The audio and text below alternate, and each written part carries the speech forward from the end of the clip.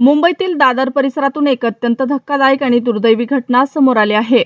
आज सकाळी सुमारे 9 वाजण्याच्या सुमारास प्लाझा सिनेमा परिसरात बेस्ट बसचा भीषण अपघात झाला।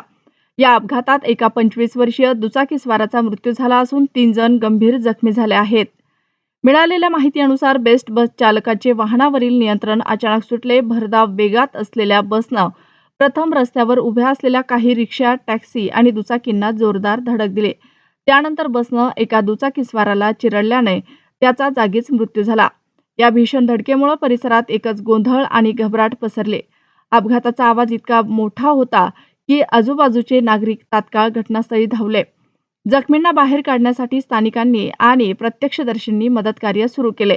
अपघाताची माहिती मिळताच पोलीस, अग्निशमन दल आणि आपत्कालीन सेवा पथके तातडीनं घटनास्थळी दाखल झाले। जखमींना त्वरित जवळच्या रुग्णालयात दाखल करण्यात आलं असून त्यापैकी 3घांची प्रकृती गंभीर असल्याचे सांगितले जात आहे। दरम्यान या अपघाताचा सीसीटीव्ही व्हिडिओ देखील समोर आला आहे।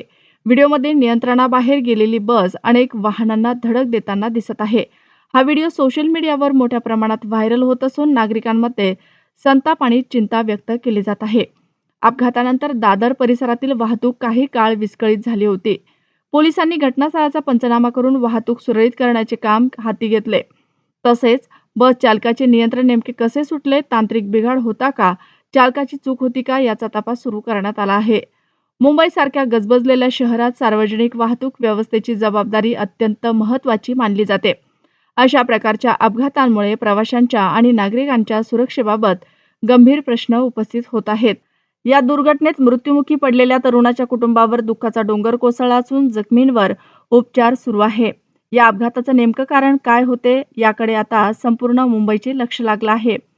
दादरमधील हा भीषण अपघात पुन्हा एकदा रस्ते सुरक्षेचा आणि सार्वजनिक वाहतुकीतील सुरक्षिततेचा प्रश्न ऐरणीवर आणणारा ठरला आहे।